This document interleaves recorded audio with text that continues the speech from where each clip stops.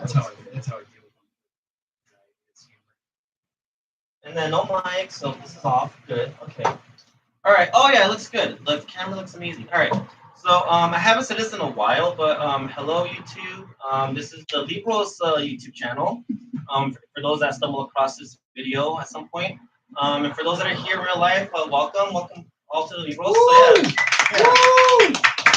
So this is our Prose Night, second one that we've done here. That's an all Prose Night here at the Libros, Lincoln Heights. So today we have 2 people that are going to be reading. And folks that I know, all of them coaching for a while now. So the first reader that's going to be reading is someone that hosts a No Pulp Poetry Club, and I've seen him at the Trenches full of poets, where I do a spin-off called Trenches Full of Prose. So let's welcome Tony Godino.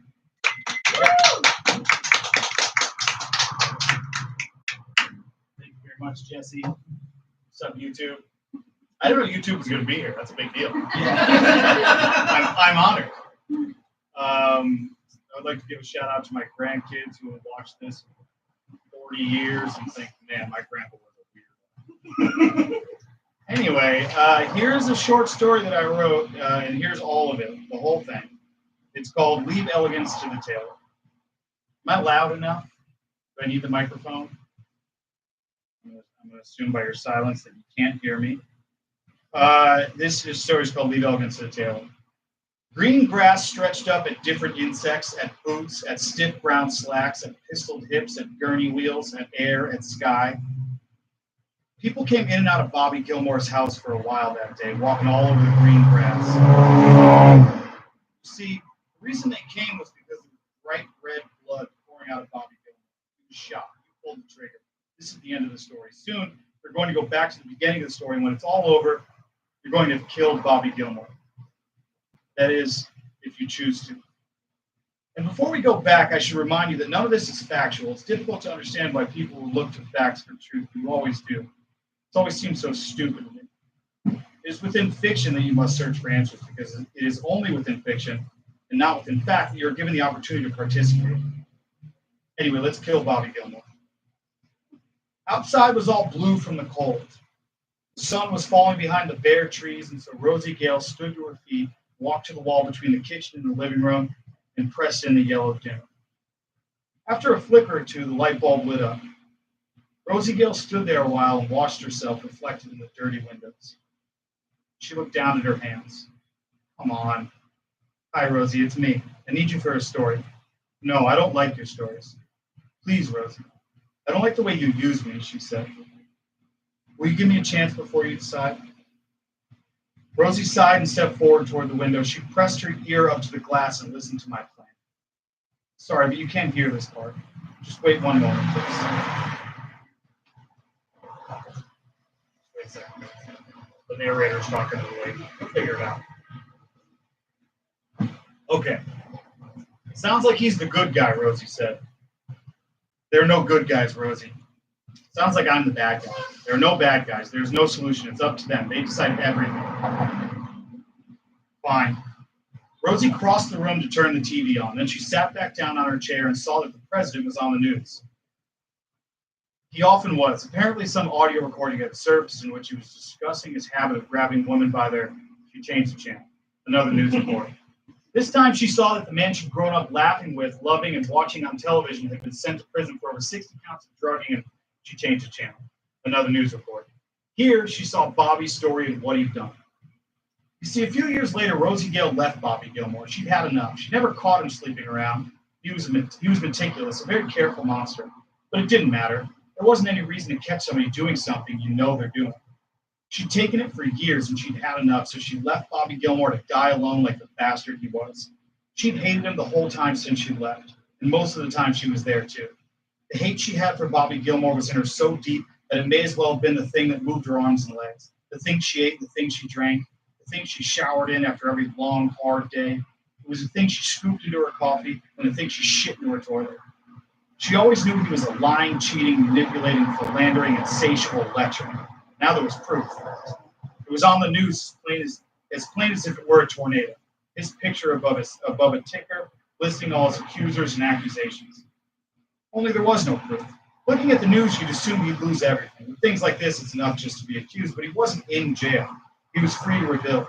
He'd spend a few years down, and he'd be dragged through it good.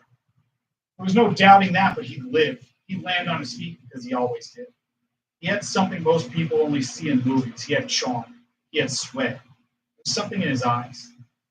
That's what made her leave. She came to see that his charm, his eyes, would always work on her. Even when she knew he was doing it, he'd probably find a way through that put him somewhere higher than he'd ever been before. Charisma is a powerful thing. The hate inside Rosie Gale caught fire, and she closed her eyes as if to step inside of it. She waited there, in it, for a moment of complete silence. He cannot be allowed to continue doing this, she thought. He must be stopped. Then she stood up, pushed over the TV, and bent at the waist with her fist pushed out behind her. She screamed, "Give it back, or I'll take it," at the broken glass, hissing rubble, and rising smoke. Spit flew from her teeth, and she screamed again, "Or I'll take it." She screamed it again after that, once more, and then she fell back on her chair, and the weight of it all fell on top of her, and she cried for a long while. Smoke rose from a busy ashtray. There was room for more black dust and orange butts, but not much. Rosie Gale was sitting alone in a dark room. She'd been up all night. She never went to bed. She'd been sitting there since the news report. Rosie Gale sat there and thought about how she loved Bobby. She was there for him any way he wanted it, even when she didn't want to give it. When they met, they fell in love fast. The right song hit, and quickly, "Can I buy you a drink?" became "You can come in." "You can come in" became "What are you doing tomorrow?" And "What are you doing tomorrow?" became, "Oh, hell, you've been through it plenty of times. I'm sure I don't need to walk you through the whole damn thing. But I will tell you that their first night together was something you don't get much of in life." They walked down to the ocean. It was cold. Things had changed. Eventually, the sun burst into flames, but Rosie Gale stayed there, sitting and smoking.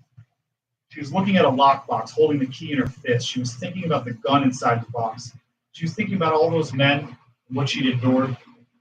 They'd been doing it all her life, and she'd been taking it. Now, she knows the truth about Bobby Gilmore. It's all over the news. She knows everything, every detail, all the facts. So she got up, got dressed, and drove across town to Bobby Gilmore's house. Rosie Gale parked her car and put her hands on the cold leather seat. She felt the bleeding cracks in her dry fingers and touched every sore muscle on her body with her mind. She stared forward at the sun still on its way up.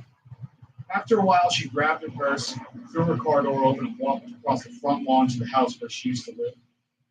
She would have walked the brick path that led from the sidewalk to the front door if she hadn't noticed that Bobby was already standing in the window with the curtain in his hand and his jaw hanging down off his crooked top teeth, watching her. She knew she'd boil his blood walking on the precious grass, and that's why she did it. She thought he might smack her and make this whole thing a lot easier. Rosie Gale rang the doorbell, but Bobby Gilmore just stood there in the window staring. She stood straight with her arms at her side and her bag in her hand. She rang the doorbell again. Slowly, she turned her head towards Bobby and narrowed her eyes at him. He shut his jaw and shut the curtain. Then, his footsteps came nearer and nearer until the door opened. "Rosie, what a surprise. Invite me in." "Of course, please come in." Rosie walked to the front door and through the house. She sat down at the kitchen table and placed her purse at her feet. "Can I get you something?" Bobby Gilmore said, standing across the table with his hands on the top of the wooden chair in front of him. "Sit down." Bobby sat down. "Look, Rosie, I'm so glad you're here. I was just writing you a letter. My therapist..." "Shut the fuck up, Bobby." "What? Wait, why are you here? I thought you wanted to talk about it." "Did you say therapist?" "Yes, I've been with him. I've been with her for years now. And you expect me to believe that? It's true. I waited so long for this opportunity. I've worked so hard, Rosie. I'm so glad that you're here." Bobby Gilmore looked deep into Rosie Gale's green eyes. And suddenly the man she knew turned from stone to flower petals and pulled out the open window over the sink. "There's so much I want to tell you," he smiled. "But all that I need to say is that I'm sorry." He looked down at his lap and his breathing turned to mostly long, drawn-out inhalations that lifted his shoulders and rounded the top of his back. Spit dried up and collected in gelatinous strings that connected his lips like a spider's web. He looked up at her with red eyes and said, "I'm so sorry, Rosie. I'm so sorry." "What the hell are you..." She pulled herself from his eyes and off of her chair. She backed away some and said, "What the hell is this?" Bobby stood too, crying a little less. He stood real still like he practiced how not to frighten her. He relaxed his body and said, Rosie, I'm not asking for anything from you. I'm in hell right now, and I'm paying for everyone I've ever hurt. But it's okay, I deserve it. Even before all this mess on the news, for years now, I've been paying. I've been putting myself through hell to get to the bottom of why I hurt people like I do, why I hurt you. Son of a bitch, she said into her hands, you admit it. Rosie, look now. He stepped just a touch forward with his hands out in front of him, but stopped himself and she stepped back. Look, most of what they're saying on the news isn't true, but I know I've hurt people. I've lied and I've cheated and I've been selfish. I've been reckless with people. But I've been looking right at it. It's been hard, Rosie. When I was young, bad things happened. Instead of dealing with it, I started crying again, but pulled his tears and spit back in. It's been so hard, he said to the floor. I've been so alone, he said, right at Rosie's eyes. I've been doing it, Rosie. I've been putting in the work for years now. I'm never going to hurt anyone ever again. You saved me. When you left me, you saved me. I've dreamed of telling you that. I've dreamed of it for years, Rosie. Shut up, Rosie. Come on, he said. You of all people should know what I'm trying to say to you. You've been through so much. He looked right into her eyes. You didn't deserve what you've got. But just look how strong you are. Shut up. Rosie Gale threw the chair down onto its back and stepped in front of him. She bent to her knees and threw her hand through the handles of her purse. With the other hand, she reached inside, wrapped her fingers around the butt of her gun, and switched off the safety. Shut your fucking mouth, Bobby. Bobby Gilmore took a step backwards, closed his eyes, and drew in and out. Drew a breath in and out. And when he did, his whole body went slack. He opened his eyes again, looked at hers, and said, "You're right." "And what?" "You're right. I have no idea why you're here, and I'm crying and making everything about me. I shouldn't have done this. I shouldn't have said anything. I'm sorry. Please sit back down and tell me what you came here for." He motioned his open palms at the chairs. "You're running the show, Liz." She stood there staring at him. "Okay, no problem. Look, I'll fix you a drink, okay? You still drinking gin?" Bobby backed away wearing a smile with his hands up, and then turned around and walked into the kitchen. Rosie followed him. He took a bottle of gin from the grocery bag on the counter. Rosie's eyes narrowed when she saw it was her brand. He walked to the cabinet and took 2 glasses out. They were part of a set Bobby and Rosie got at their wedding.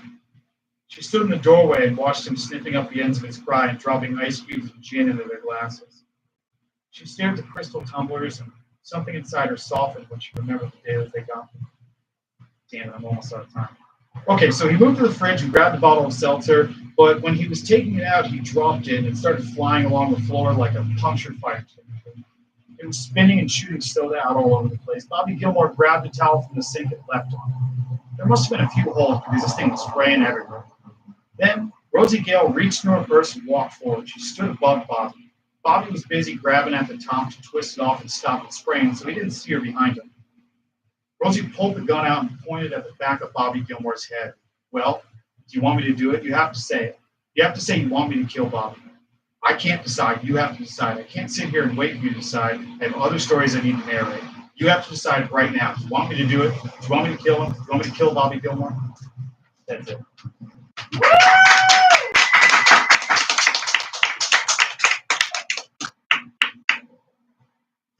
Very suspenseful there towards the end.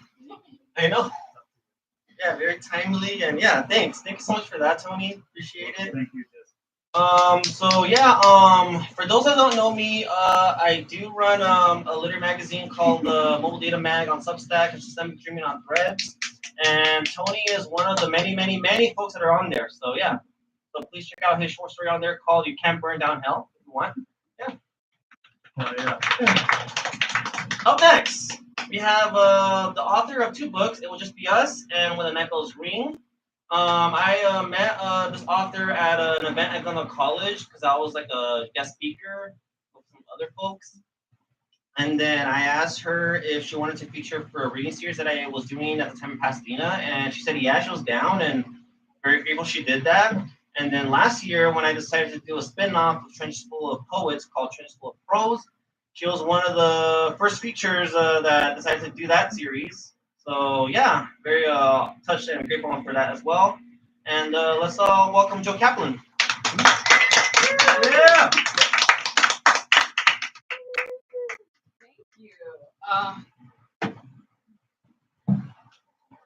I think I want to use the mic.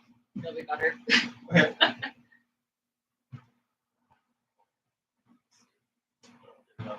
Yeah. Yeah? There we go. There we go. Okay, yeah. Just didn't really want to have to project too much. It's a spooky story, so you don't want to shout it. So I'm Joe Kaplan. Thanks for coming out this evening, afternoon, whatever it is. I'm going to be reading about the first half of a short story that just a few minutes ago did not win the Shirley Jackson Award, but it was nominated. So to kind of preface what this story is, so it's from this anthology called Shakespeare Unleashed, which is reimagining Shakespeare story, plays and sonnets as horror, because I am a horror writer. So I chose Hamlet, and I wrote something of a sequel that takes place sort of like several hundred years after the events of Hamlet take place, in which the castle is at this point abandoned. So I'll read probably the first half or so. If I read the whole thing, it would be like half an hour, but there's some pretty juicy stuff in the second half. So, if you can find the anthology somewhere, then you can go check it out. So this is Something is Rotten. After many hours' ramble through the Danish countryside, the carriage bearing Leonora Carmichael, famed spiritual medium, at last arrived in Elsinore. The sea's briny stench intensified as the carriage approached the castle, half ruined from a fire 2 centuries before, against a uniform gray sky. 2 other carriages had arrived before hers, that of her benefactor, William Brooks, and another transporting the MacLeods, husband and wife scientists who dabbled in debunking psychic phenomena. Leonora could not say she was glad for their presence. Madame Carmichael greeted a tall, slim man just past his mid-30s with a prematurely balding pate. William Brooks had grown his fortune, so she heard, by investing a modest inheritance in railroads, and now he had the funds to bring this curious group all the way to Denmark to explore an abandoned and reportedly haunted castle, one might suppose to sate his curiosity. Leonora had scrabbled her way into comfort from destitute origins and had discovered how the whims of the wealthy so far often outweighed the needs of the poor. This was exactly why she catered to such whims, of course. It was a lucrative business. Allow me to introduce Dr. Graham MacLeod, William nodded to the small, bespectacled man with thinning hair and a round face, and Mrs. Opal MacLeod. The woman wore a plain dress, hair knotted in braids, and her pronounced nose and sharp eyebrows imposed on her a severe appearance. Leonora's driver began unloading her bags as William led them to the crumbling castle entrance. In its shadow, the air grew brisker. Leonora paused, laid a hand on the grimy stone, and closed her eyes. Many have died here. As you well know, Graham said, the story is infamous. Murder, betrayal, revenge. These intense associations spark the imagination and inspire tales of spirits, psychological embodiments of violent history. Inside the castle, shadows clung to a rundown front hall and the temperature dropped. Leonora shivered. What you are feeling, Dr. MacLeod, are the trapped souls who linger here, stuck in their own misery like flies in a web. There are some chambers that remain inhabitable, said William, if only just. He waved them onward. To find these chambers, they had to pass through the kitchen, which lay black and ruined, and the great hall, which stood cavernous in the broken window's gray light. The far chambers had once belonged to royalty, but now reeked of corruption, dusty with cobwebs, moldering tapestries, rusting suits of armor. The Hamlets lived here, Leonora said, the king and queen and prince. Their horrible deaths have bound them to this place. After a few hours' respite, they gathered in the great hall for a simple meal of porridge and bread that William himself had apparently prepared, there being no one else in the castle. Leonora was surprised that a wealthy man would allow for such a meal, but William seemed unbothered. He produced a bottle of wine, and they toasted to his joint investigation to find definitive proof of the afterlife, or lack thereof. Opal declined the drink.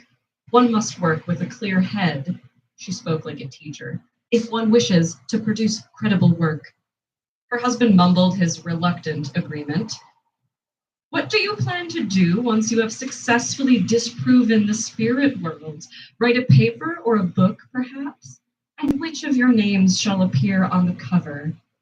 Amusement twisted Leonora's lips when she saw Opal's cheeks flush. This is why I work alone and never married. Do you have many suitors in your profession? Graham's question did not sound sincere, and Leonora did not answer it. Soon the creep of dusk reached the light of their candles. William, setting down his wine without a sip, asked, "Do you know the story?" Leonora smiled coyly. Murder, betrayal, revenge. King Hamlet's brother Claudius poisoned him in his sleep, then married the queen. Her son concocted a plan to avenge his father, but they say he went mad doing so. He killed those who got in his way and drove his ladylove to suicide. In the end, he poisoned the king and queen, and he was slain in a duel. Their corrupted reign of lies ended in bloodshed. And do you believe their souls remain trapped here? Leonora asked. William's smile did not reach his eyes. I believe nothing. We plan to conduct an experiment using lights, Graham said. One theory is that ghost sightings are after images resulting from overstimulated optical nerves, illusions of an unpredictable psyche. Illusions experienced by many? Leonora furrowed her brow. How would you explain such a phenomenon? She took a long drink of wine, not expecting an answer. Shall I propose something I can do right now? William nodded. By all means. Splendid. Arrange the candles here on the table like this, and take hands. They all complied, in spite of Opal's obvious disdain and Graham's patronizing amusement. They sat in silence while their breathing shivered the flames. After the quiet had fully settled, attuning them to every whistle through the shattered windows, Leonora threw back her head, eyes closed, and commanded, King Hamlet, Prince Hamlet, Queen Hamlet, come to us. We call you to us. She let her voice echo around the hall, then fall to quiet before she continued. Knock once for yes, twice for no. King Hamlet, are you with us? Two thunderous bangs made Opal let go of her husband's hand. She knocked on the table. Leonora looked at her, still clutching Graham and William's hands in each of her own. Without responding to the accusation, she continued, You're not the king, then. Prince Hamlet, are you here with us? For me, said Opal. This is ludicrous, expecting us to believe cheap parlor tricks. Now, said Graham, we can have a bit of fun. Leonora closed her eyes and rolled her neck. Prince Hamlet, is there anyone with you? Is it your mother? Is it your lover? Wind flicked at the flames. Opal stood quickly and knocked over one of the candles. This is a waste of time. As Graham beat out the flame, Leonora said, Don't be frightened. Most spirits cannot harm us, and those few with the power to influence our world, should they manifest, I will banish from here. Frightened? Opal scoffed and sat down again. You misread me, Madame Carmichael. Your tricks bore me, and I am an impatient woman. I do not attend to frivolities. Seems to me you're in need of a good frivolity. Leonora fetched from her reticule a pen and paper, which she placed on the table. This may prove more tangible for you. She closed her eyes and set the pen on the paper. What are you doing? It's called automatic writing, William explained, letting the spirit guide the pen. Again, Leonora's voice took on that commanding tone. Prince Hamlet, if you are here, Ophelia, if you are here, speak to me and say what you will. Her breath quickened as her hand began to sweep back and forth across the page. Soon the looping movement took on a shape and definition as messy words emerged. William leaned over to read aloud, haltingly, as she wrote. Quoth I, before you tumbled me, you promised me to wed. He answers, so would a done by yonder sun, and thou hadst not come to my bed. Leonora continued to write, groaning and weeping now, her hand seeming to move of its own accord. More words spilled across the page. He is dead and gone, lady, he is dead and gone. At his head a grass green turf, at his heels a stone. Leonora gasped and dropped the pen, which rolled across the table. She reached for her wine with a trembling hand and allowed William to refresh her glass. As he poured, he asked, What does it mean? I couldn't say. Leonora took a steadying sip. Someone was speaking through me, a very strong presence, and terribly sad. She looked down at the paper and read the words. Some sort of rhyme, she murmured, as if just discovering what she had written. Wedding and bedding and deading. I would call this a somewhat inexact science, Graham said. Leonora explained. She says that he promised he would marry her before they did the deed, and he says he would have waited had she not come to his bed first. And now someone is dead.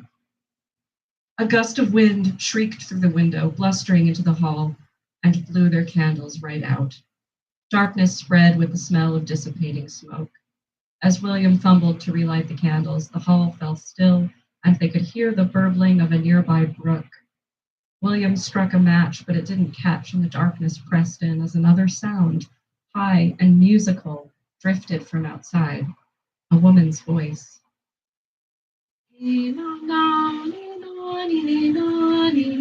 Someone gasped, though in the dark it was hard to tell who. The next match caught, springing flame to life in front of William's face before it guttered. Someone is out there, Graham murmured. William lit several lanterns and suggested they investigate. Each with their own paltry light, they followed him down another hall, past burnt portraits, and then outside where clouds tugged at the moon. Just visible in the gloom was a churchyard and its weed-shrouded tombs. The singing spilled out from the trees. They bore him barefaced on a bier. Hey, no, naughty, naughty, naughty. Hello, Graham called out, raising his lantern to make the light go further. It passed over several graves, throwing shadows behind their stones. Who goes there? The voice faded and returned when the wind blew. And will not come again. No, no, he is dead. They followed until they reached the edge of the brook. Moonlight shimmered on the surface. Leonora tugged up her skirts to crouch, drawing her fingers through the cold water. Hello? Graham called again. There's no need to hide. We heard your singing. There were no footsteps, no movement, save wind that stirred the ink-black night, which seemed both pregnant and empty. Leonora looked down and for a moment saw another face looking up at her from just under the surface, a face other than her own. Bloated and pale, with mouth hanging open. She started, leaving angry ripples that distorted the face, and when the water smoothed again, she saw only her own reflection. Sweat bristled at her temples. She tried not to back away too quickly lest they see how she'd been startled, but she could feel her heart banging. The bank smelled of rosemary and rot. She died here, Ophelia, Leonora said. She floats here. William shook his head. I believe I'm ready for a nightcap. Sat at the fireside in the royal chambers, Leonora realized she was drunk. A hasty self-assessment concluded that she must have drank half the bottle. Of course, she had always been a bit of a lush, and she certainly couldn't pass up good wine. The seances she held for her wealthy clients often ended with strong drinks and good cheer. The delighted astonishment on their faces made her the center of their adoration, which she devoured like a woman starving. When the MacLeods retired to their bedchamber, the room felt somehow more intimate. So tell me, Mr. Brooks, what would make such a wealthy and handsome man so interested in the afterlife? His words came out somber. My father died suddenly, and after, my mother took her own life. He frowned. I suppose I need to know whether or not I shall ever see them again. Feeling warm toward him, Leonora lay her hand atop his. Have faith you will. William looked at her with something like disgust, but the expression was fleeting, and he assumed a melancholy aspect.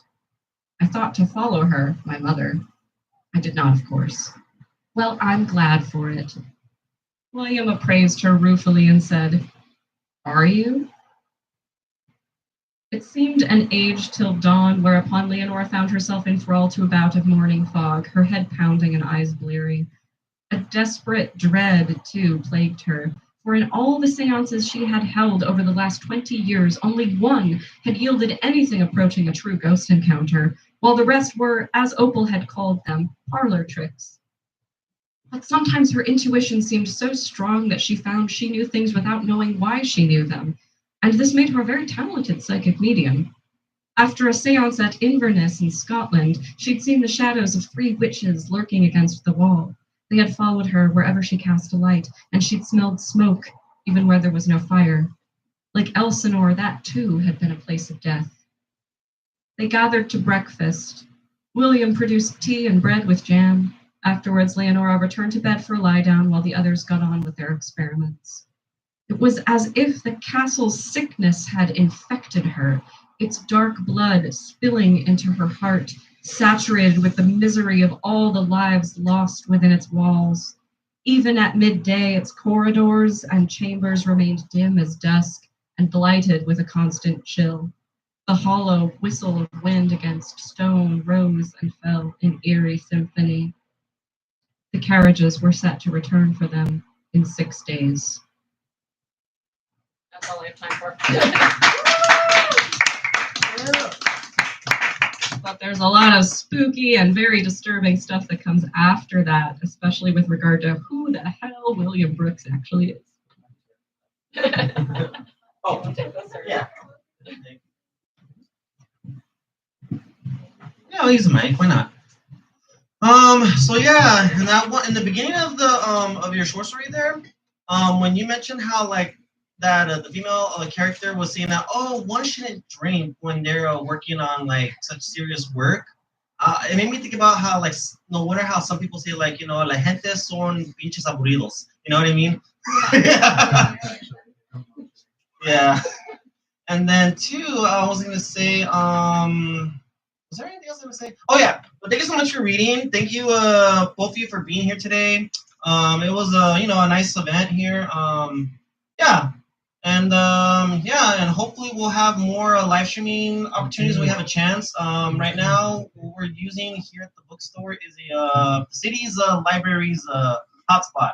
So the way that works is we gotta return it, and then we're on a waiting list, and then we get it again.